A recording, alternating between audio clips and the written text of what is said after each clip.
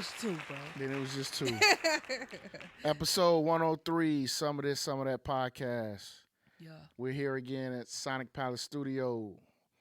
The best, the finest, the most prolific studio in Chicago. That's right. Shout out to Sound God Mike, engineer. Yes. I'm Coach Mo. We got Teese over there. Y'all see this Cubs, Now, though? I want to apologize. She wearing a Chicago Cubs shirt. You know, this real Chicago people Cubs this some fans. bullshit. Real Chicago people are Cubs fans. I'm gonna say. That's some bullshit. What the Sox doing though? They terrible. Okay, that's all. They terrible. I mean, I know that. I told you that. Yeah, they gonna be the worst I team in wore baseball. this just for my brother today because I've been saving it and I was like, yeah, this I'm a they're horrible now, and You could have saved it. You could have kept I'm that. not. I got some more. I bought a bunch of Cubs gear because I had a bunch of Cubs gear at some point, but it was old, right? So I re-up. So I got you, bro. Don't worry about it. I got you this season. Why are you so happy about that? Because I'm encouraged. Man, fuck. You know what? All right. I'm encouraged. Hey, shout out to everybody, all the listeners, subscribers. Make sure you subscribe to the podcast. You can find us on Apple Podcasts, Spotify, YouTube. Make sure you subscribe to the YouTube page. Watch those videos. We appreciate everybody with the comments from last week's show, the clips, episode 102. Once again, appreciate you, Scott Riley, man, coming through. Be the flow. Yeah, good episode. Good episode. Really, really good episode. If you ain't watched it, you still have time to go back and watch it. Yes, make sure you watch that episode. What else we got going on? Hey, appreciate everybody again for coming to the live show, episode 100. We really appreciate that. What else we got going on? Oh, and as y'all know, April is here. Spring is. I actually think we're gonna have a spring. Shoot, might have a summer. Yeah, I the way think so. It's been, it might just go straight into summer. This week we got some good weather coming up this weekend. Cause last week it just rained. It felt like it rained every day last week. Mm-hmm. But my grass ain't complaining. You know what I'm saying? Yeah. But the flowers are out early. Yeah, they out early. Yeah. They out early. But I love spring just because like spring you still have that in between where you can still wear a hoodie. Yeah. Or if you're not, depending on the day. Yeah. But so I like spring a lot because spring gets me fired up for summer. See, I like spring weather, like you said, because you get that little, you still get that little brisk, But I hate that transition when the flowers coming out and the pollen and all that. It hate my allergies. Oh yeah. Are on 1,000. Yeah. That's the only part. Yeah. Like you got the decision of do I open my window or do I not open my window because the weather, the outside be terrible, and where my place sits, it's like level where the trees at. Mm-hmm. So all the flowers, all the stuff is like right there. So you be going through it, huh? Listen, I be have to run my air like literally like it's like even when it's like a cool like brisk outside, if it's stuffy in my house, I have to run my air because opening that window is just like, do I want to die from my allergies or I had to yesterday. I was suffering yesterday. I was suffering sneezing. I had like the little sinus pain. Oh Lord. And I was in bad shape yesterday. You was down bad, bro? I was down bad. Like to the point when I got done working, I just stayed in the basement and just went to sleep until I, because it was messed up, man. I tell people, listeners, if y'all who suffer through allergies and sinus, you understand what we go through. I don't think people understand what we go through. Allergies is not a joke. It's not cool. Yeah, because you get the similar symptoms that you would get like for a cold. Yes. Yes. So, and it's not cool because anybody who knows who's had a sinus headache, you understand what that throbbing pain feels like right up in here. It's the worst. It just don't go away until it wants to. And it's the worst. Yeah. You don't want to be bothered. It makes you irritable. And like, I don't see people who deal with that. Y'all have no idea what that is. I wouldn't wish that on my worst enemy. I swear to God, I'm serious because that shit is ridiculous. Yeah, like you said, because it don't go away. It don't go away till it's good and damn ready. It don't go away. Yeah, and I'm with you though. And no matter how much not Claritin, Zyrtec I All that stuff, use, yeah. You or gotta take it like around. You gotta take it like yes, nonstop for you to not have like a headache. I use the Yeah, nasal spray. yeah, yeah. I never thought I'd be using all this shit, and now I'm And when using you it old, all. bro, you gotta use all that I stuff. got because I need relief. Yeah, I gotta have relief, yeah, yeah. and I can't be uncomfortable.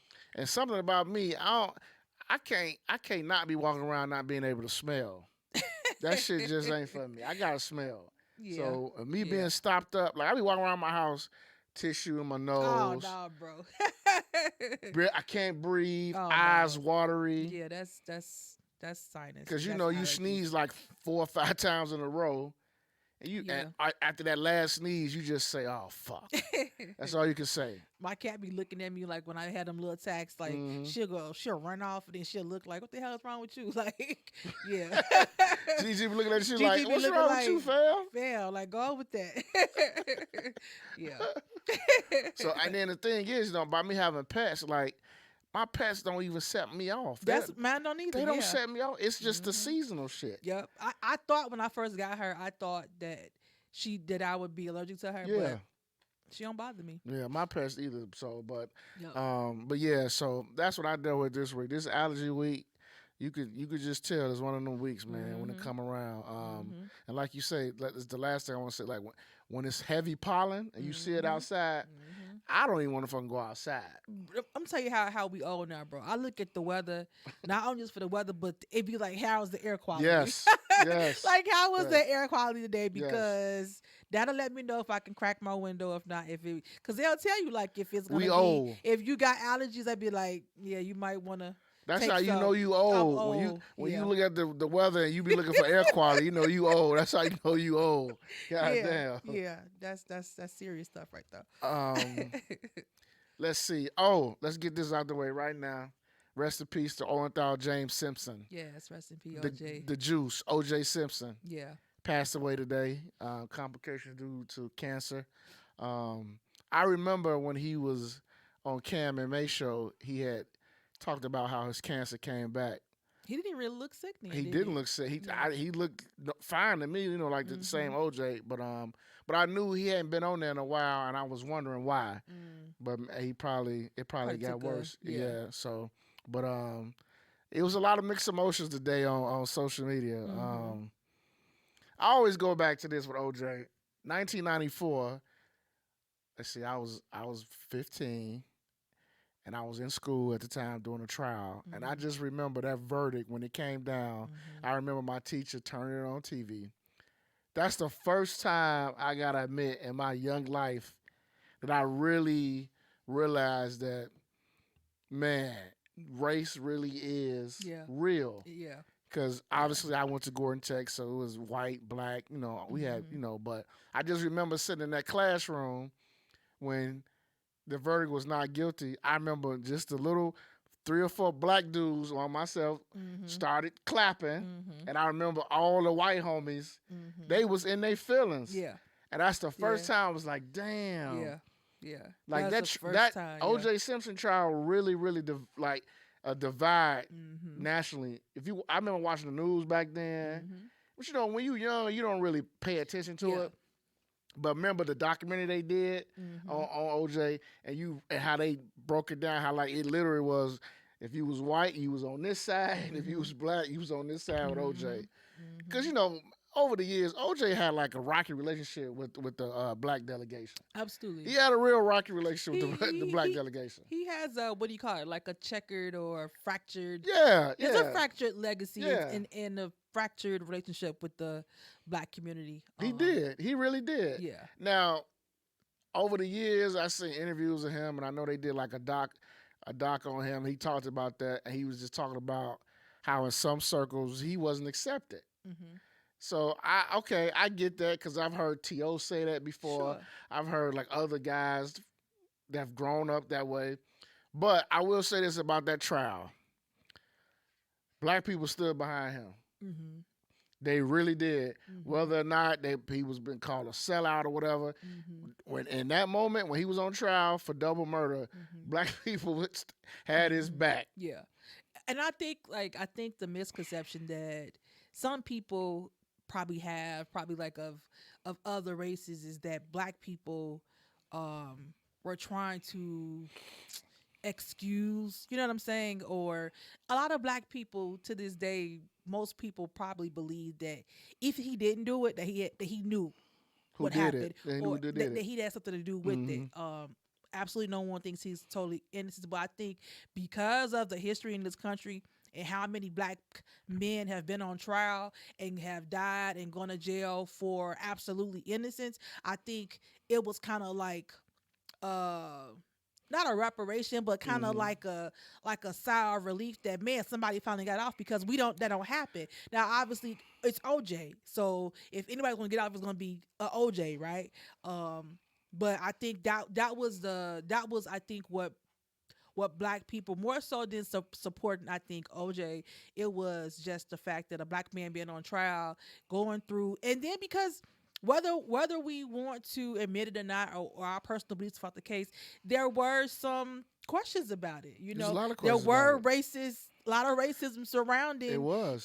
that the police department that didn't help. So there was reasonable doubt. Mm-hmm. You know what I'm saying? Like we can think, like, we can just say, well, it's a lot of, there's a lot of evidence, like, you know Well, what I'm the saying? evidence pointed to the motherfucker guilty. Yeah. If we're gonna be quite If we gonna honest, be honest, the yeah. evidence pointed to him being guilty. Absolutely. But like you just said, Yeah, but he had the greatest defense team probably in the history of yeah. America. Yeah, because once you throw that race in there too, Hey, listen, because then you have to question. Yeah. Well, maybe they did plant Yes. that. Somebody could have planted that there. Yes. You know what I'm saying? And that's because of history in this country. We can't ignore that. Now, if we don't have the racism that we have in this country, then you just be like, he did that shit. Yeah. You know what I'm saying? You know what I'm saying? But if they said he did that shit, if he said did that he shit. did that. And like I said, I think most people believe that, but I think because of the history in this country and just how heavy racism is, it's like you do have to stop and be like, well, it's possible, because those things have happened. People have been lied on, have been just charged innocently. We know that happened. Mm-hmm. And so, did it happen at OJ? Probably not. And it ain't to say that there wasn't still no wrongdoing as far as the police department or how they handled it, but truth, I mean, he got off. The case and everything was so polarizing because he was on trial for double murder of two white people. Yes. One was his ex-wife, so you got the domestic thing there. Then the other one was allegedly her lover.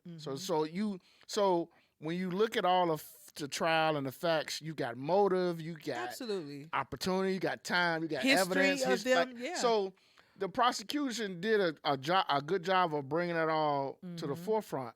However, the late great Johnny Cochran had to come up with a defense to just create reasonable doubt. Absolutely. Which he did. He did. He brought up facts about that police department and that particular detective being racist, statements of racist things that cop has said about black people. Yeah. So he created enough doubt in the jury to be like you just said, well, maybe he didn't do it. Right. Maybe he was set up. Right. And then the whole glove thing. Everybody always remember that. Point to that, yeah. But I mean, that was a good. It was. If you're looking at visuals for something and to see that the glove don't fit, you're like, damn. But again, I always thought that. I don't know that OJ. He may not have had the glove. He knew. I always felt like he knew what happened. I do too. I always feel like it was one of his friends, his son, somebody was with him when he did that. I do too. I've always felt like that. I've always felt like he knew what happened. Yeah. Everybody always say it was his son. Everybody say that because they said that his car was around and all that stuff, and a lot of people say his son was there with him when it happened. Yeah. And I mean, and the running joke is the dog know who did it. That's facts though. Everybody's because the crime scene, the dog the paws was full of blood and the dog was barking about the neighbors. So everybody that was a running joke. The dog saw the whole thing. Dog did, yeah. But my whole thing with OJ is that yes, he had a post football career. He had a real checkered and unfortunate moment that people gonna always remember him by. What makes me mad is that after that incident that happened, which he got acquitted of, everybody. Let's not forget that. He did. Nobody ever talks about how great of a football player he was. He was, yeah. OJ Simpson is one of the first guys to run for 2,000 yards in a season at the time when they only played 14 games. That's impressive. Absolutely. He had a really great football career. Like if you talk to people who are football historians, they'll tell you that he is one of the greatest running backs of all time. Yeah. On some terrible teams in Buffalo. Yeah. You can make an argument that he is the greatest Buffalo Bill player in history. You can make a case for that. He ran for over 11,000 yards in his career. He had multiple touchdowns. But when it comes to the talks of the greatest running backs that you hear, like when people talk about ESPN, FS1, they never bring up OJ. It's the sad show. Ever since that whole thing with the trial, they never bring him up. Yeah. Ever. They never bring him up. Yeah. He's a Hall of Famer. Absolutely. He won the Heisman Trophy. He was a number 1 draft pick. But they go back to decisions, though, bro. I mean, OJ bought that on himself. He did. You know, it's unfortunate because we know that other people get second chances and they would, you know, if something happened similar, let's just say, you know, Travis Kelce, you know what I'm saying, and something happened bad, like something like that happened, you know, he can have that road of redemption in this country. You don't, black men are not allowed that same space 90% of the time. So, you know, whether or not, you know, it does put a stain on his legacy. It does. You know, but that goes back to decisions though. Like he put himself in bad situations and he didn't help himself afterwards. You know what I'm saying? So he was an asshole. He was. He was an asshole. He was a big time asshole. He was. He really was. Like I always go back to this. What black man you know gets acquitted of double murder in this country? None. That don't usually happen. None. Double murder? Yeah. That don't usually happen. Yeah. He got acquitted. Yeah. So that means for me, OJ should have sat his old ass down somewhere and chilled the fuck out. Yeah. He should have just been cool. Like, you know what? I plead a double murder. Yeah. But bro, that goes to show you how he been in such a different world for so long that, I mean, he just, it's an arrogance. It is. You know what I'm saying? That's why he's an asshole. Yeah. He was arrogant. Yeah. I mean, listen, if you remember back in that time when initially with the whole, remember he was in the Bronco, he had his homie driving, Al Collins driving. Yeah. Y'all remember, it was like game 3 or 2 of the NBA Finals. They cut. Yeah. We know, anybody who watch sports all their life know, you don't cut from the NBA Finals. Yeah. NBC chose to go to the actual police chase of OJ Simpson live on national TV from the NBA Finals. That just shows you, bro, just how much he was engraced into, like, you know, popular culture and you know, for them to do that, you know what I'm saying, and just how he was like a crossover figure. He wasn't just like, oh, he's, you know, like in the black community, but like, you know, he was beloved by everybody and white folks. So that's why it was like, this is NBC, who OJ used to work for when he used to do sideline reporting, which is probably football. Why they had a lot to do with it too. So I mean, they cut from the NBA Finals. Yeah, I remember sitting on my floor watching the NBA. It was Houston versus the Knicks. I can't never forget it. Yeah, I remember watching it. All of a sudden, we got breaking news, and all of a sudden it goes to, all you see is this truck on the freeway, and you see police cars following. I'm like, what the I didn't know what was going on. Then all of a sudden it says, from what what's my man's name? Is it Ted Broke? I forget his name. The old guy used to always be on NBC that do all the news. Yeah. It was him, and he was describing what was going on. I was like, wow. Let me ask you this. So when OJ, when it was going around the news today about him passing, I thought it was a joke that you had posted in our group when that said Caitlyn Jenner said good riddance. And she said, oh yeah, when she tweeted that. He tweeted that. What you thought about when he said that? First of all, my thing is, okay, I understand the history on that side, but at the same time, him and OJ Simpson were really good friends at one point. which to me was confusing. Why would he say that? Mm-hmm. I was confused. Like it's well documented they were really good friends, very good friends, to the point where there's talk about how OJ and Chris used to mess around, and Chloe might be OJ's daughter. That, yeah. Like, so I didn't understand where that tweet was coming from. And then at the same time, it's like good riddance. All right, man, I get it, man. But I still feel like this. Everybody gonna have their day. Absolutely. Whether you agree with them or not, everybody gonna have their day where they gotta meet judgment. I believe that. So whatever OJ's afterlife is, he gonna have his day. Whatever. So who is he to like say, all right, good riddance, OJ. Like, dude. But you kill somebody too. You kill somebody too in a traffic accident. You kill somebody too. Whether or not you think it's different, but someone's life ended because of you. Yeah. And you actually did not get acquitted. You actually were charged and you were convicted of vehicle manslaughter. So to say that, that's kind of like, but that's a person that can sit in the position of privilege where he can say that. He said that shit. He got the skin to do that. So, but it was like you said, whether or not I don't like when people, like try to sit in this holier than thou seat when it's just like your hands not clean either, and nobody is like, nobody hands are clean. Nobody, you know what I'm saying? And it's just like, who are you to say that? You know what I'm saying? Like you got to be. I feel like you got to be careful when you do stuff like that around people.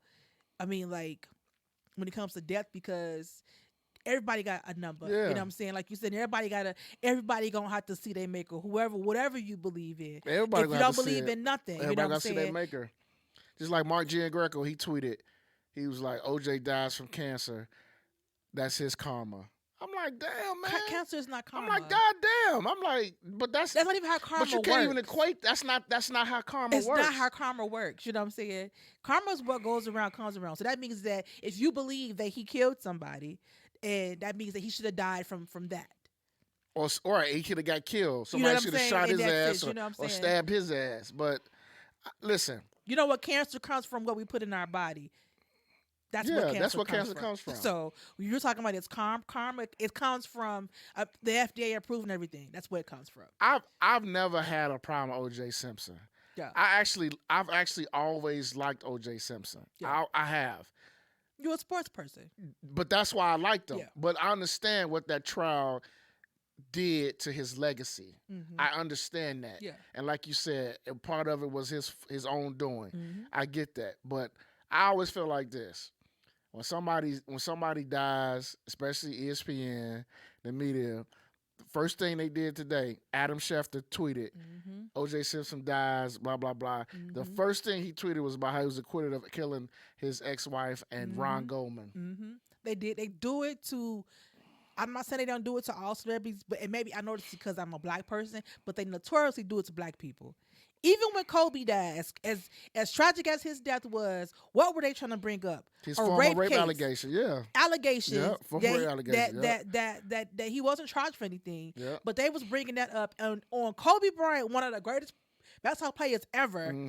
And he died tragically. And this is what we're bringing up. Like, that's the kind of stuff the media is. That's the demon kind of stuff that I don't like. You know what I'm saying? That has no filter they have, but they notoriously do that. Like I said, maybe I can see it more because I'm a black person, so I can probably see it more when it's black people. But they definitely. I'm not saying they just wake up in the morning and say, "Who can we shit on that's black?" But when it's somebody that's black, the accolade is the second story. Even it is with the girls that won when SC won. That was a big thing in the news because South Carolina won, and even though they won, the headline is Caitlyn Clark in her picture. Caitlyn Clark lost. She's great.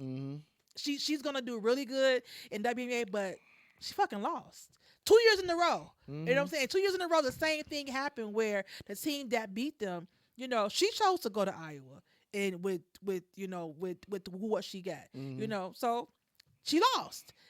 But instead of saying South Carolina won and putting South Carolina picture, they got a picture of Caitlyn Clark. What? Like that's BS to me. You know what I'm saying? Like that's how the media. That's the racism and the undertone how the media promotes stuff, and that's why you have to have black media because I didn't see any of the black blogs or black news outlets. They didn't announce OJ's death like that.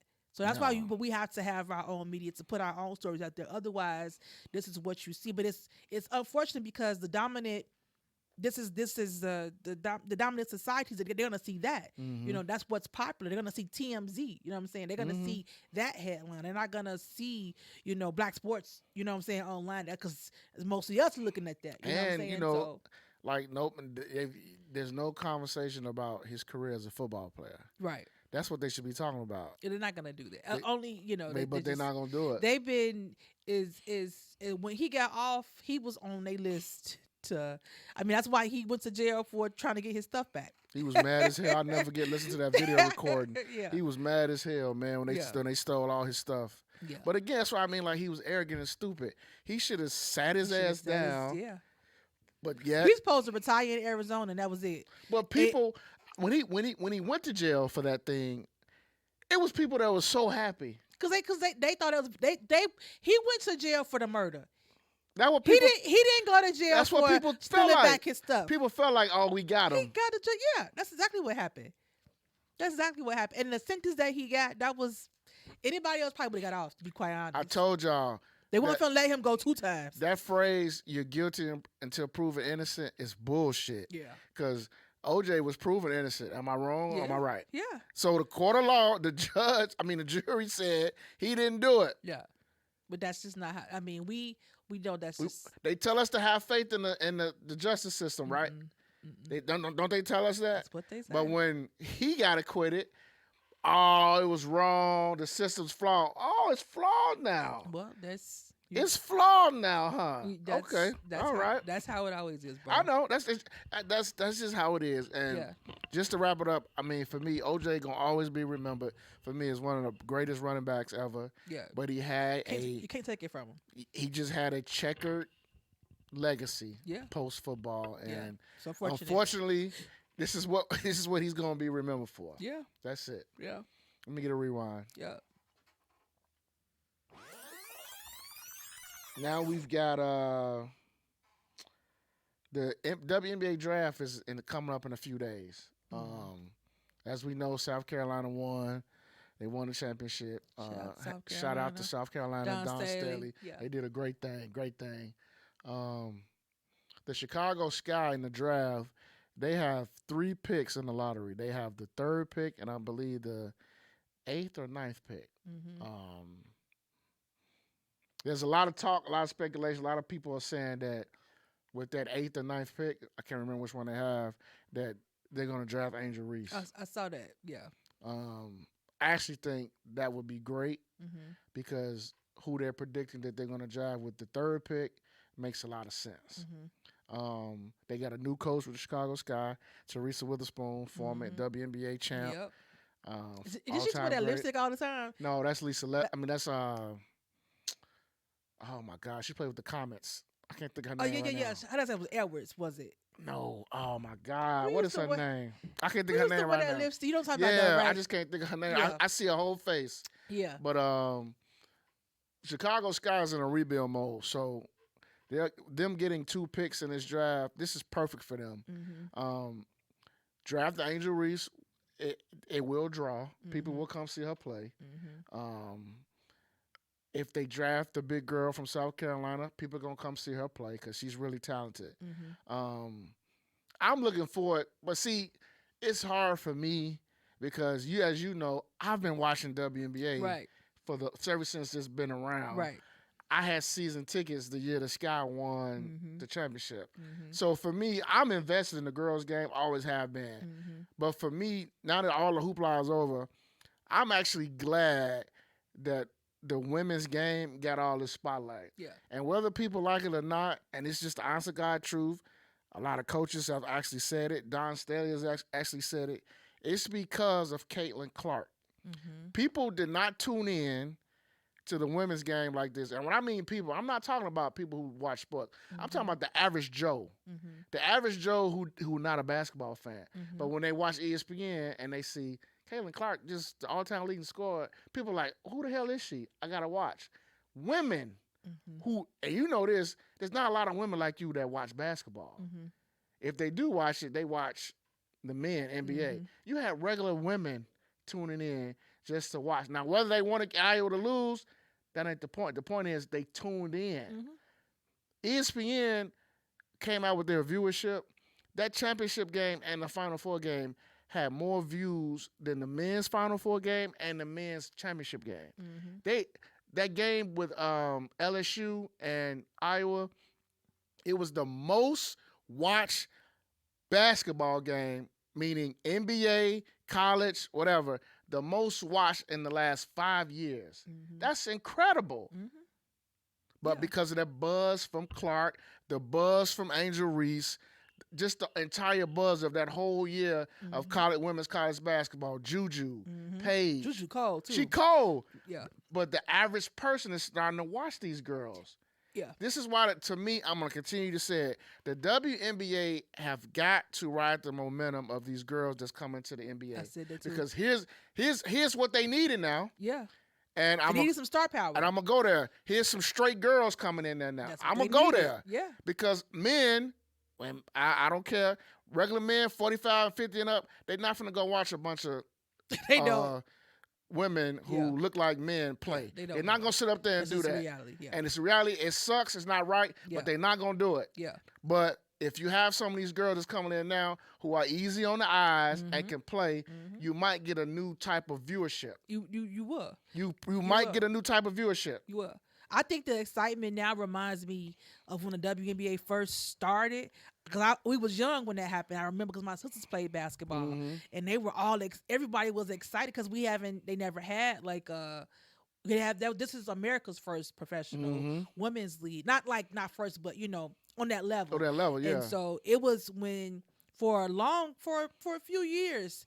It was they always had a big buzz, but they had big stars too, and they was promoted like heavy. So you had Lisa Leslie, you had Cheryl Swoops, you had Cynthia Cooper, you had Dawn State, like they were like them girls, They and were. so Yep. I remember they had like endorsements, and so you saw them more often, and it kind of made you remember, you had to kind of, watch WNBA because you like Cheryl Swoops, you know what I'm saying? And they used to promote her like that's the girl MJ, you know what I'm saying? And so I think Female like MJ. you said, it's the momentum. If the WNBA don't ride this momentum, like they should be overly promoting. I agree. Like I their agree. marketing team should be like from the draft on everything they're doing, like, and not just Caitlyn Clark. All because like you said, it's a lot of It's a girls. whole bunch of them. I saw the cutest little thing came in my feed because now it's so much girl basketball stuff going on my feed. So the cutest little thing in my feed, a little girl dressed like Juju.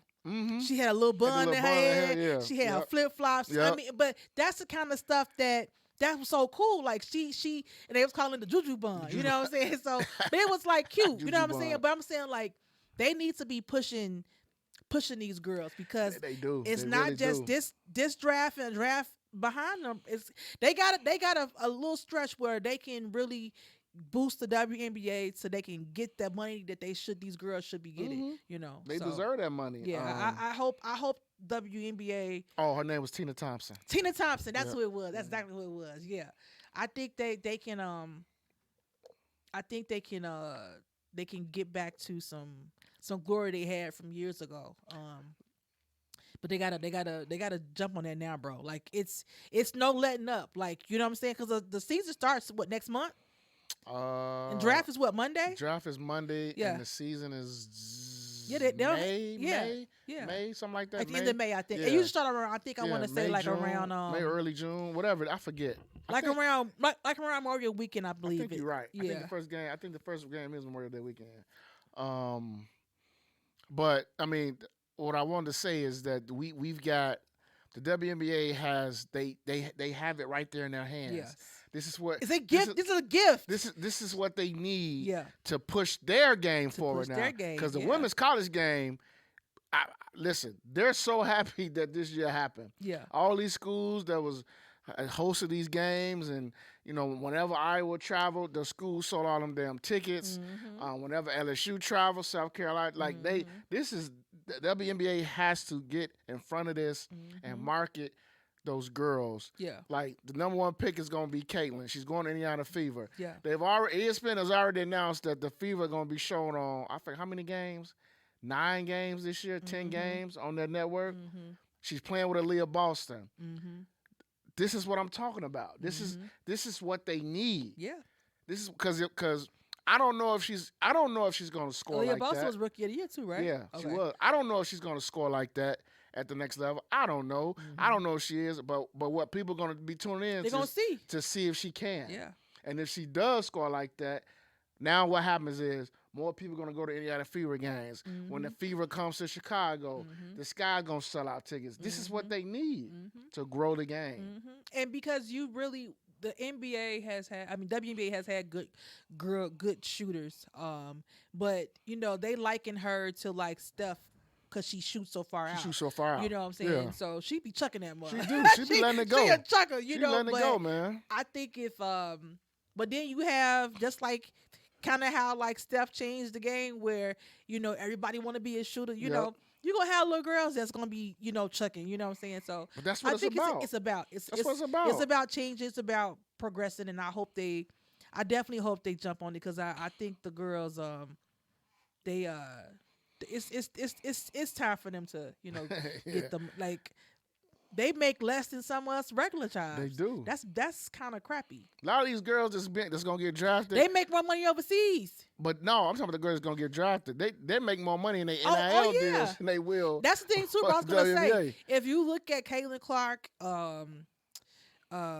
Angel Reese, the girl from Brazil, when you look at them, they got big social media followers. Like some of them, Juju, they got like millions of followers already. Huge. So it's like, that comes with their following comes, like you said, the average girl like who probably didn't even watch basketball, but you like calling Angel Reese to buy you Barbie. Right. You like, oh, that's my, you're gonna watch or they're gonna tune in just because Angel Reese in town. And she tried to trademark that too. She should. I don't know if she got it. I don't know if she was able to get it, but she tried to trademark Bayou Barbie. She should. But that's marketing. That's marketing. That's marketing. So and for me, if she does get drafted by Chicago, I can see her doing a lot of shit across the city. Yeah.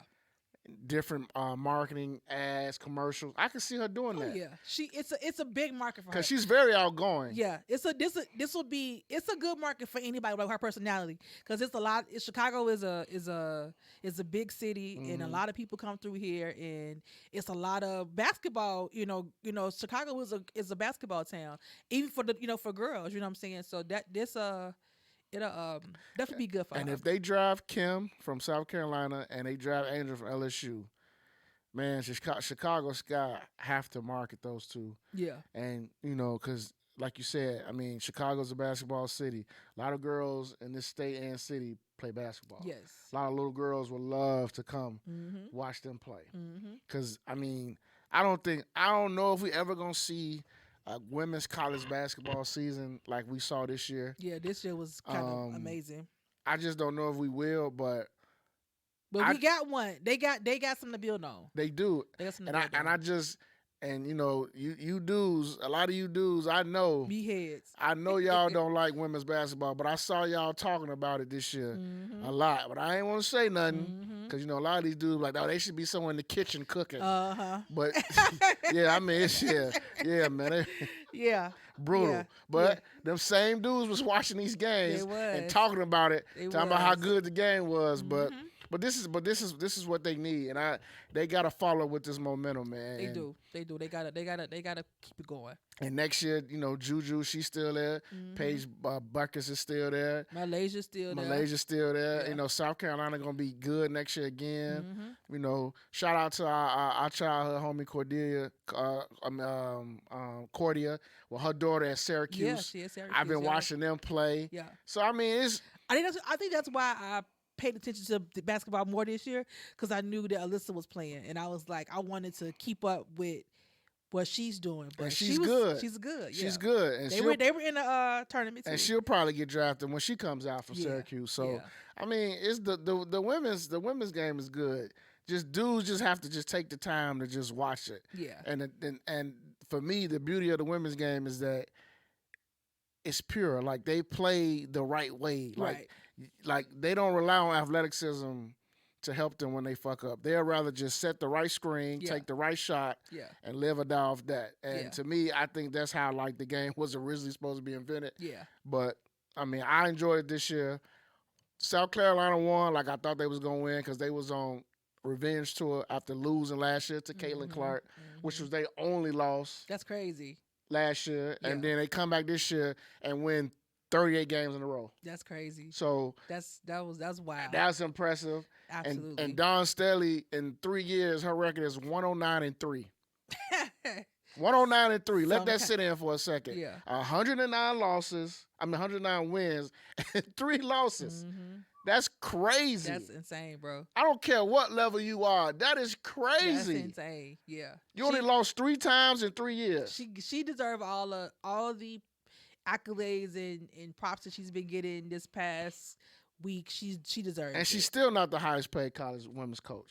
I thought she was now. I think old girl got her by like $500K or $1 million. Okay. Kim Mulkey. Oh, okay. If I'm not mistaken. Hilarious. She's hilarious. She's hilarious. She is so country. But well, I know for a fact South Carolina ain't letting her go. Oh no. I don't care who comes to the table. She just have to retire from She gonna probably have to retire. I don't see her. I don't see them letting her go. Yeah. Because when she took over that program wasn't shit. Yeah. Who was watching them? Nobody. Yeah. South Carolina was not known for women's basketball when she took that program over, and she built that shit up. She did. And now it's a powerhouse. Yeah. They gonna do everything they can to keep. I think so too. Yeah. She's gonna be there. But this was a really good basketball season, man. Yeah. Everybody keep watching the women. Follow the women, man. Yeah, y'all support the girls. Especially if you got girls that play basketball. Yeah, follow that shit because it's fun to watch these little girls play. Yeah, they gonna play. They gonna play hard. They do. They do play hard. They gonna play hard. Let me get a rewind. All right, Tease, I want you to talk about the old girl, somebody that I don't like. I guess she was on, I don't know if she was on a podcast or she was on her Instagram live. And she had something to say about men who cry. Oh boy. He's talking about K. Michelle. I think it looked like she was at lunch and maybe someone was talking to her. I don't know. Or she was on her live, maybe Instagram live. I don't know what the initial question or conversation was, but what's been going viral is her statement about, she said that when men cry, she don't like when men cry because that turns her into a man. You know, like you know, like if he's crying to her, it's just like stop crying, like, you know, like stop being a punk, you know what I'm saying? Like that's how she, you know, kind of explained it. And so it's been doing the rounds because people, like, you know, men are like, and this is why men are not vulnerable, and this is why men don't open up to women, because when we do open up, we get this kind of reaction of, you know, why are you crying? Stop being the punk, you know. And so yeah, I think women, we gotta be careful with stuff like that. Yeah, you gotta be careful with stuff like that because that is off-putting. And as a woman, we be thinking we're providing a safe space, but you know, if you're not, if in that your supposed safe space, if that's your response, you can forget it. That safe space, that's dead. You're no longer the safe space. No, like you're he's not. Gonna go to, you know, little Boonquisha as soon as he's done with you, because you know it's funny, but it's not, because your guy should be able to feel space. Like he shouldn't feel like you think he a punk because everybody needs that. And that's a bad stigma in society where men are not allowed to cry, because I know men that men that cry and they beat your ass too. You know what I'm saying? Like, but they they just a crying type of dude. Yeah. Like if they got emotion, and it's worth tears, they'll cry. You know what I'm saying? And so, but it doesn't mean that you're less of a man because you shed a tear. Like everybody needs that. You have tear ducts for a reason. So God didn't not just give them to women; He gave them to y'all too. You know what I'm saying? So, you know, I think that, you know, it's unfortunate because women do think that now because he's having a moment. Now you feel like you have to be a man. No, you're a woman. You don't have to turn into a man. You still be the nurturing woman, the nurturing part of us that's a part of our DNA. That's what you tap into. Why would that make you tap into your masculine? I don't understand that. Like that shouldn't be because he's crying now I got to bulk up. No, that's when you're supposed to, if more than anything, be feminine, in my opinion, because he's weak right now. You know what I'm saying? So why would you feel like now I got to be a man in this space? No, you don't have to be a man. You just be a strong woman. Be the support. So I don't like that narrative, but a lot of women agree with the like, yeah, I don't like no punk, no little punk sissy. You know what I'm saying? Like I don't like that, and I'm just like, that's unfortunate because I don't think you will ever get. You'll never get that man in full if he can't be vulnerable with you like that. And some men may not ever be vulnerable with nothing to do with you. That's just their countenance. That's just how they were brought up, and they just stoic like that. But in general, that shouldn't you shouldn't be that shouldn't be your go to. Is that now I have to assert myself as a man because he's crying? Now I can't roll with that. I can't rock with that. That's just me. I've never seen asserting yourself in the masculine as being successful for women. You know, you're not going to get the top tier men you're looking for by trying to outman him. Like that's just, you know what I'm saying? Like, him. You know what I'm saying? Like trying to show your balls bigger than him. Hopefully she ain't got no balls. Well, I'm just saying, but some women, but if that's the energy you giving, bro, yeah. That's not, no man that really wants to be in the presence of a woman and feel like that. I know. He's going to be around you less and less. He sure will, or he going to go over to somebody else. That makes it feel like a man. And not only makes us feel like a man, she'll let him cry and she going to suck his dick. Okay. And his balls going to be dry. It always goes back to his balls going to be empty.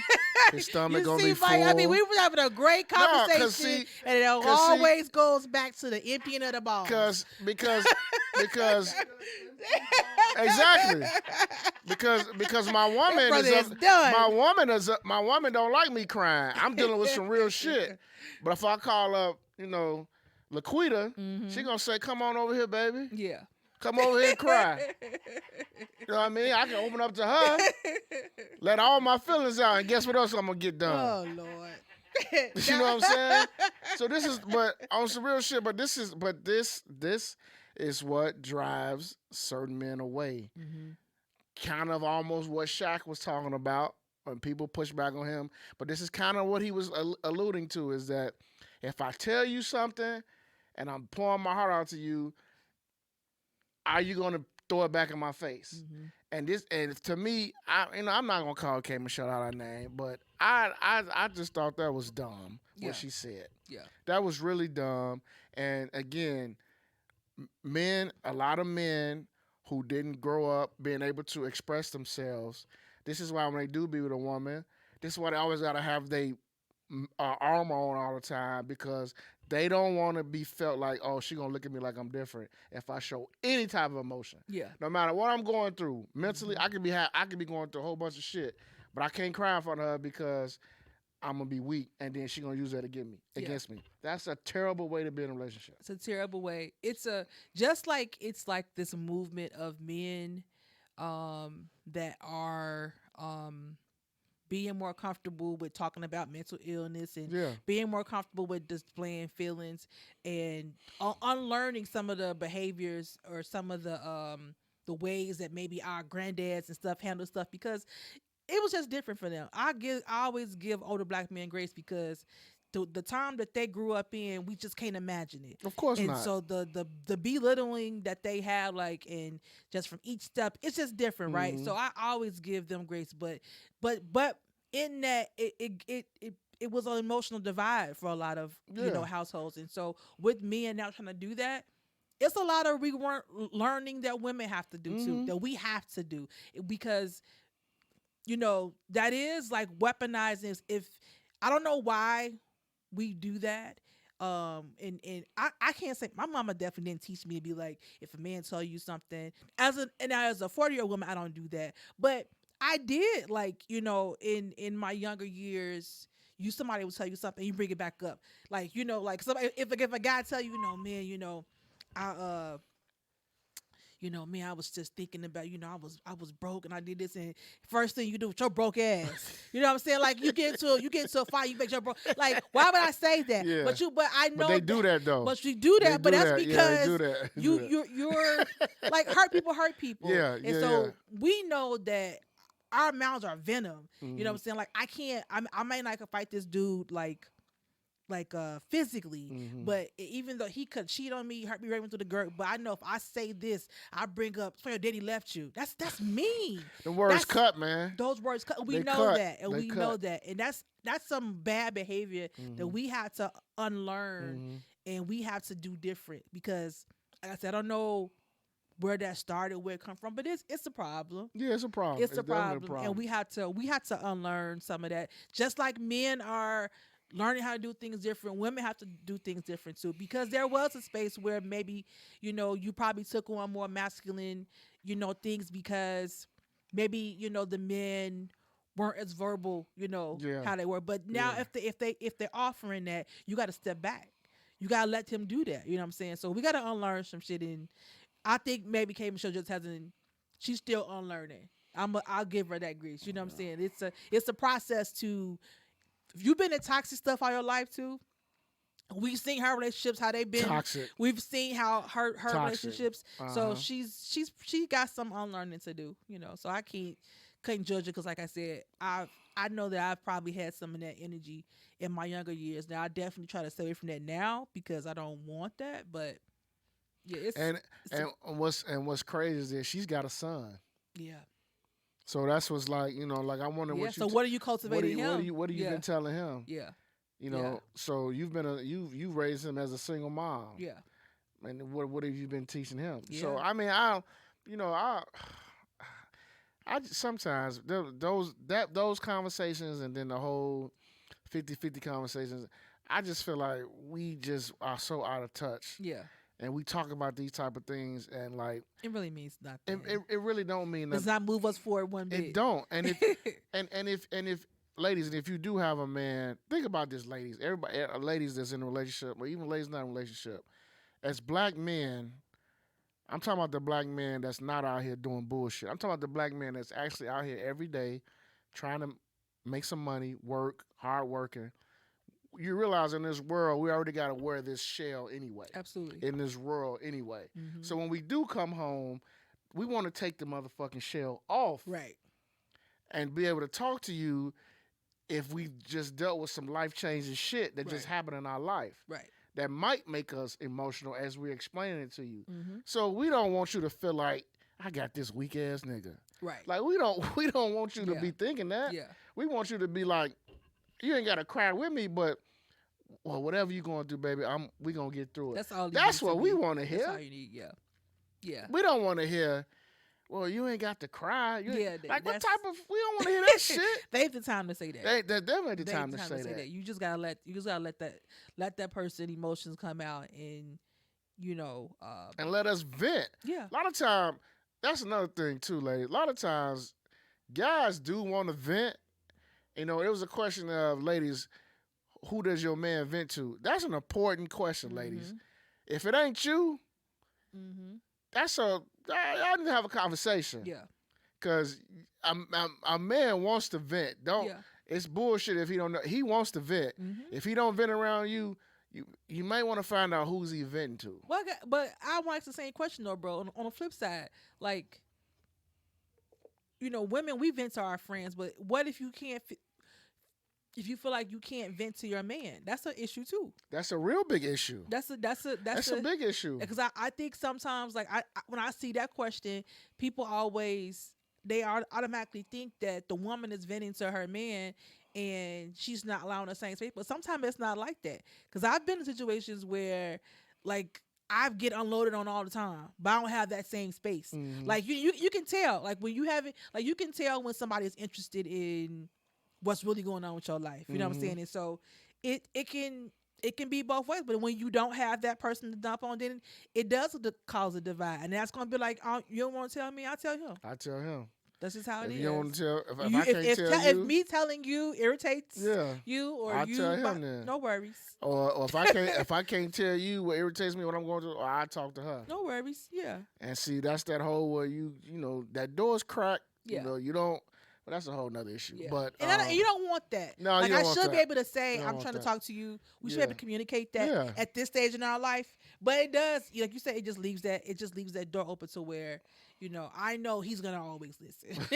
You know, I know that's for a fact. Yeah, you know what I'm saying? gonna Whether listen. he got motive behind why he want to listen, he gonna listen though. He gonna listen. Mm-hmm. I'm looking for a listening ear right now, and you don't want to be that, so it's okay. So it's okay. Hey, ladies, I mean fellas, whenever a woman say, "Don't worry about it," don't worry about it. You better worry, partner. Listen. You better worry, goddammit. When she Say, when she give you the straight face, and be like, "Don't worry about it. Don't forget about it." Yeah, she's already moved on. Yeah, she already moved on, bro. Yeah, she's already. She already thinking about how she about to arch it up in that bed. Yeah, she already good on you. She already good, bro. Whatever she wanted from you, she definitely don't want it no more. She definitely don't want it no more. Yeah, she's good. Let me get a rewind. J. Cole talk. Oh boy, J. Cole. You've been waiting for this, bro. J. Cole. You've been waiting for this, bro. J. Cole. The great J. Cole. Fayetteville's finest. Dreamville. Wow. Shout out to J. Cole. For those of you who've been on a rock, for those of you who've not followed hip hop, J. Cole has been in the news for the past probably since Sunday. That's when it happened, right? Since Sunday, yeah. Okay. J. Cole has been over the weekend he did his Dreamville festival. So he was on stage. You know, he was talking about the album he just dropped, Might Delete Later. Came out last Friday night. Nobody knew about it. He just dropped it. There's one song on there where he actually responded to the Kendrick and Metro Boomin and Future song, like We Like That. You know, Kendrick threw a jab, you know, at Cole and Drake. You know what I mean? Mostly aimed at Cole. So Cole dropped a little song. It's called 7 Minutes. 7 Minute Drill. Yeah, 7 Minute Drill. That was the last song on the album. Now, there was mixed emotions about the song. Some people say, it was okay. Some people say, okay, it was a nice jab back. But J. Cole decided to tell the audience on Sunday night that he made that song. He basically said making that song made him feel like he did the lamest shit in the world. He basically apologized for making that song. He said it made him feel bad mentally. It made him be in a bad mental space. It was 4 minutes long. He talked about, you know, why he did what he did. He said it wasn't right in his spirit. He said it was not right for his spirit. Now I watched it 3 times because I really wanted to get an understanding. But the problem with it for me is, as a 44-year-old guy who grew up on hip hop, when it comes to rap beefs and rap battles, I was always told by the greats that it's a sport. It's about competition. Mm-hmm. I remember, I can go far as back as when LL and Kool Moe Dee was going at it on wax. And it was back and forth. That's how far I go back with it. I remember, to me, I still say one of the worst diss songs ever, besides Hit 'Em Up, is No Vaseline. Mm-hmm.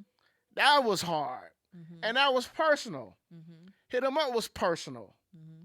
Then later on, you get Jay-Z and Nas, 2 of the greatest to ever do it. Mm-hmm. They didn't like each other. Mm-hmm. Ether, listen, I'm a Jay-Z fan all day. Ether was a really good shot at Jay-Z. Mm-hmm. Then Jay-Z comes out with Super Ugly, and he gets super personal. Mm-hmm. Jay-Z's mom made him apologize to Nas, but apologize for that verse, but not apologize for the beef. Mm-hmm. Now, here's the difference with the J. Cole and K-Dot. J. Cole apologized to K-Dot as if he was apologizing about the entire beef. Mm-hmm. He basically said, I really didn't want to do this song. Mm-hmm. What the fuck? Mm-hmm. This is rap. For 10 years, what has J. Cole always told us? I'm the best. I'm the best. For the last 3 years, he's always told us, I'm the best. I want it with anybody out here in this rap game. Mm-hmm. He did a song with Drake, First Person Shooter. Mm-hmm. He had a particular bar that said, I know we got a big three, but sometimes I feel like I'm just Muhammad Ali. Mm-hmm. What is that saying? Mm-hmm. It's just. What do we know Muhammad Ali as? The what? The what? Mm-hmm. Greatest, right? Mm-hmm. Exactly. Mm-hmm. So K-Dot said, all right, if you the greatest, I'm tired of this shit. I'm coming out. Ain't no big three. It's just me. Mm-hmm. It's sport. It's not personal. They not trying to kill each other. He didn't say nothing about his mama, his girlfriend, his baby mom. None of that. They just bar for bar. It's for now. See, I hear what you're saying. I don't disagree. But when the people that you name, bro, they had real venom for each other. Yes. J. Cole don't have real venom for Kendrick like that. He not like that. He not, but that's why he probably just shouldn't have said nothing. Like, I feel like every rapper's supposed to have that vibrato. I feel like I'm Muhammad Ali. Is forget the big three is big. You supposed to be like that. That's what rappers do. They ain't the only ones that talk about themselves being the best. That's what rappers do. I understand that. I'm not, I'm not a hip hop head, so I can't speak on the history like that. I remember all those songs too, but I just think that J. Cole, you get that 7 minute drill. It was light. It was light. It was light. If he wanted to go harder, he could have. But I think I could see him and Kendrick really being cool. I don't think. And now you talking about his discography. I could see somebody who ain't that dude, who he ain't no hood dude. Like, neither one of them is hood dudes like that. And actually, me and Kendrick cool. He said what he said, and he felt the way. I said that. You can tell. Like, I never got that he really wanted to really. That he really wanted to come at Kendrick like that. Then don't put it out. He shouldn't have. I think he shouldn't have. I agree with you there. I feel like he shouldn't have added that song to his part that he dropped, because now you walking back, that comes off as weak. You can't call yourself one of the greats no more. I'm sorry, J. Cole. I like you. I've always liked you. I still think Forest Hill Drive might be your best album to me. I like your. People say you boring, whatever. I like you because you got bars. You can rap. Mm-hmm. But now, J. Cole, I have to look at you in a different light, bro. I cannot give you that title. You ain't up there with the big three no more, because you basically told the world you quit. And maybe he is. What if he's done though? What if I saw somebody say that today. I don't know if that was on a Rory Mall show or Joe Budden show. One of them I listened to, where they said that what if he backed out of it because he know he finna be done and he didn't want to leave. Oh, Budden said that. Okay, so what if that is true though? What if he's getting ready to, like, this is his exit and he didn't want to leave on no BS with his boy? Then you call him. Yeah. And you had that conversation with him. Yeah. Like, you do that behind the scenes and, like, when ain't nobody around. You got in front of a stage of your own fans and basically said, I hate that I did that. I shouldn't have did it. I'm sorry. I think J. Cole gave into the pressure of people saying that he gotta say something. I think that he put out that 7-minute drill as a response just to kind of put it out there. I don't agree with people saying that he taking it back because he didn't get the response he wanted. I don't think that's true. I think that J. Cole got the response that you would get. I don't think he was expecting it to be like, whoa, because he didn't come out like that.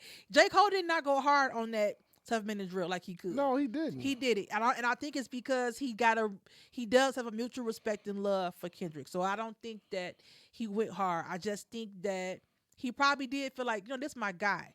Like, I didn't dismantled this man's discography and got the world talking about it and calling him boring and all this stuff, and it's just like that's not what I do. But he did, and now he did it. I wish he wouldn't. I wish he could have rapped that and just not released it. True. He could have rapped that and just not released it, because just to get it out of his system, he could have did that, and then nobody would ever know. He could have, maybe Kendrick was, because even then, Kendrick saying, forget the big dreams, big beat, like all that's just vibrato talk, bro.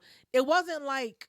I know, that's what made it great. They could have took them jabs back and forth. And that's why, for me, I'm not, listen. But I think people was pressuring Cole, like they're pressuring Drake to say something. And I think Drake's going to say something. Cole just, I don't know, Drake, He's going to say something. He probably will. He's going to say something. I don't know when, but I truly believe he going to say something. Yeah. I believe he going to have some bars for Ross, Future, Metro, maybe for K-Dot. Like I believe he's gonna say something. Yeah.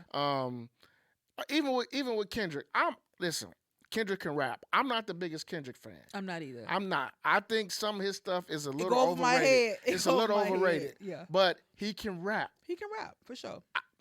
What pisses me off about Kendrick is Kendrick can stay silent for 3-4 years, and all of a sudden he just say some shit, and then album come out, all the little K-Dot fans and swear this is the greatest shit ever told. Mm-hmm. And it's not. Right. But again, when he got on that we like that joint, he killed it. Mm-hmm. It wasn't like it was like the best verse ever, but that jab that he threw, this is what it was like. I heard y'all. That's hip hop. That's what I like about.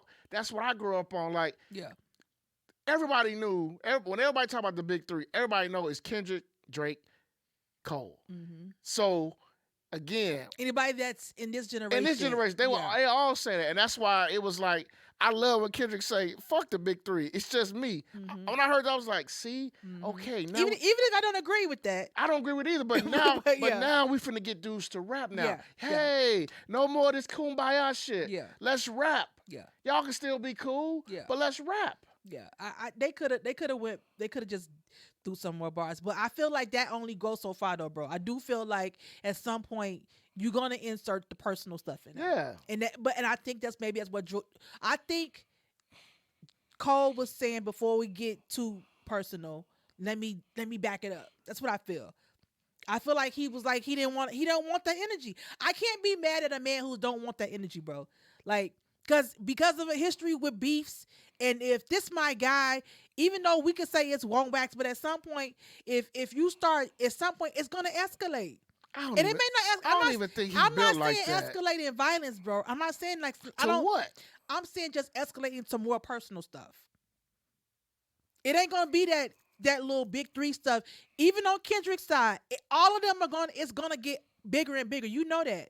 You know that, bro. It's not going to stay at this little pity pat stuff. It's going to be like, oh, you said that, now I'm going to say this. Now you said that, I'm going to say this. Because how else you going to keep one? To keep asserting yourself as number one, you're going to have to keep upping it. You can't they not going to all just stay here, because then y'all going to be saying, oh, it's boring. Let's get some real bars. Y'all ain't saying shit.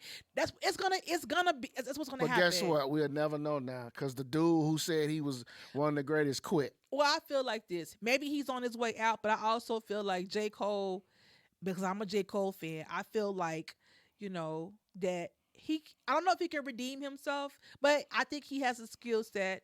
He get him a nice beat and say some shit. He can redeem himself. Well, I don't It don't know. take away from his. You can't just discredit everything he. I don't know, Tease, because now I feel like. And he's still better than them to me. But now you open yourself up to be shot at by some local ass dude. But he can shoot back though. But he not. He can't shoot back at the local motherfucker and don't shoot back at K-Dot. But that's his friend. Oh. That's his friend. That's his friend. You're not gonna do that to your friend. If that's really your friend, if they're really cool behind all this stuff, if J. Cole and Kendrick really guys like that, you're not gonna come at your friend like that. Okay, if they really guys like that, be like, hey bro, I'm finna shoot back at you. We finna keep this thing going for the culture. You don't go on. Well, what is this doing for the culture though? It's making us talk about it. It's making people waiting for a record on Friday morning to see what's gonna be said. That's what we want to see. That's what y'all old heads want to see, because y'all grew up with the back and forth with Nas and Jay-Z and Benzino and Eminem and Cannabis and LL. We grew up in that era, bro. But they not our era. But that's why that shit is soft now. To you. I ain't the only one that feel like to this. To your generation. Our generation think that shit is tough. These little Kendrick Lamar and all them little kids, they not having that same conversation that we're having. Their conversation, they're not calling J. Cole weak. They be like, you know what? He protected his peace. That's the shit I see in the comments. That's what I see. Listen. From their generation, they looking at it like, I get it. Listen. He's protecting his peace. Y'all old heads who grew up on aggressive, kill your mama, shoot you in the mouth, all that stuff. Y'all want to see that, but that's not them. Listen. You can't make them be something they not. I'm going to say this to all y'all sage smelling, walking around, inner peace ass, mature. Say that shit for yoga on Saturday mornings. Them two dudes were shooting at each other on lyrical bars. Nothing was personal. It was all about bars. Until it gets to that level where y'all think, oh my God, they're going to harm each other, which it won't, because neither one of them is built like that. Yeah. And that's just the truth. Say that shit. But it was Stop being on personal. This mature route shit. This is why this whole game, rap, America, all of it is pussification. This is what we doing now. Everybody want to protect their peace. This is a rap fucking song. Bro, that's y'all 1980 hip hop heads. Yes, and it was great back then too. For y'all, that's just not the wave these kids on. Fuck these kids. These new generation, they not on that wave. We can't be mad at them for wanting to be buddies and stuff all like that. All they want to do now is listen to drill music and fucking talk about protect my peace. It's fucking rap.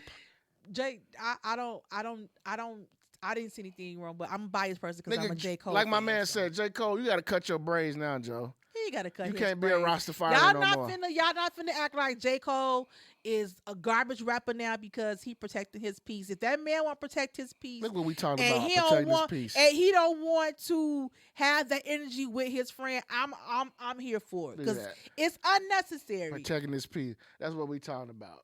I don't see nothing wrong with it. That's I think soft ass if shit. he wants to protect his peace, he should be able to protect his peace. Yes. If it didn't sit right in his spirit, bro, he should move on from it.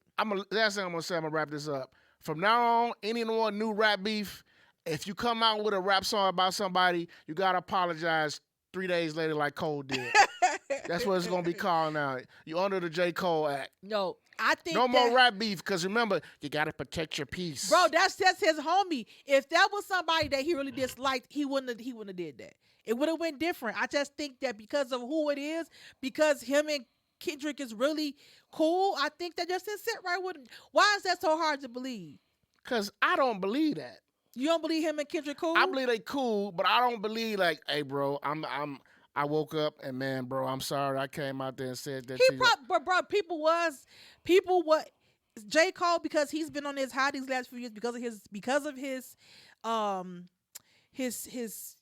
features and all this stuff, and he has been on a high, right? And so because he's been on a high, and right now him and Drake got the most popular rap song, right? Like one of the most popular rap songs that we've heard in a while, and they on their little tour, people were shitting on Kendrick. I think that probably did make him feel away.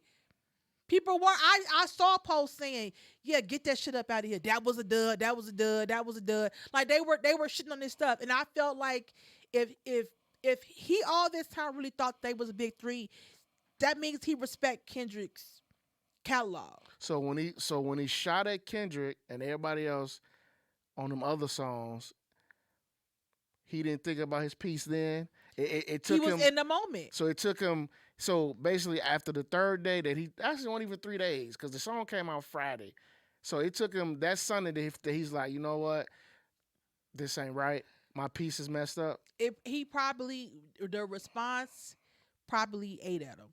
Yeah, because you figure he dropped this, bro. He had it tucked in. He dropped that project. Then next, everybody was talking. The internet, it don't take a day for shit to get going on the internet. So everybody's talking about it. Now everybody's going back to everybody's, catalog and comparing it. And then you start seeing the stuff. Yeah, that shit was a dud. And yeah, he probably saw that, and he probably was like, well, I wanted to put this out here to get my response, but at the same time, I don't, I didn't want them to be dissecting him like that because, like I said, for him to call him, he's been saying they the big three for the longest. To think that to a certain degree, you have to respect his catalog. Now they shitting on it. I don't think he wanted that. Even though he did it, I think he just got caught up in the moment in the pressure of everybody saying you got to respond, which he probably just shouldn't have responded. Well, that's what I think. I think he just should have let it go, and not even to let it go. He could have do a drab, but I don't think he should have put this whole song out if he wasn't gonna stand by it. Well, but he did. But on that note, J. Cole, I don't want to hear shit about you saying you the best anything. Poor J. Cole. Only thing you That's the best, still my guy. Only thing you the best at is giving an apology. That's okay. But other than that, this is episode 103. Yeah. Make sure y'all share, like, and subscribe. Hey, before we go, bro, I had to ask you. Before we go, was one thing we've got to talk about. What's that? Y'all know that Megan Thee Stallion and Gloria really got this new song out. Mm-hmm. You don't want to be. So it's a twerking challenge out. Mm-hmm. And so now it's been a wave of people saying that they're tired of seeing women twerking on the internet. This is the best fucking challenge they ever had. Fuck them people and their opinions. Ladies, whoever, keep doing the twerk challenge. Do it for the culture. Do it for the culture. Well, on that note, we know what Moses feel about the twerk. Twerk, he's not tired of it. He Never. Don't get tired of it. I don't get tired. Y'all ladies, y'all let me know if y'all tired of seeing it. Some of them, I watch them because I just be like, man, I wish I could do that. Mm-hmm. Like those my knees dead. Like ain't no working over here. But yeah, it's been a mixed response lately about twerking. Seems like guys are saying they tired of it. I go to the hashtags on IG just to watch all the videos. That shit got me in a chokehold. Oh no! But anyway, episode 103. Yeah. Some of that podcast. Make sure you hit that YouTube page, subscribe, share the podcast. Sonic Palace Studio. We'll be back. Yeah. Next week. Another episode for you. Teach, you got anything? No, we see y'all next week. Go Cubs, go. Oh shit. Yeah. Cut her mic. All right, we out, y'all. Peace. Peace out.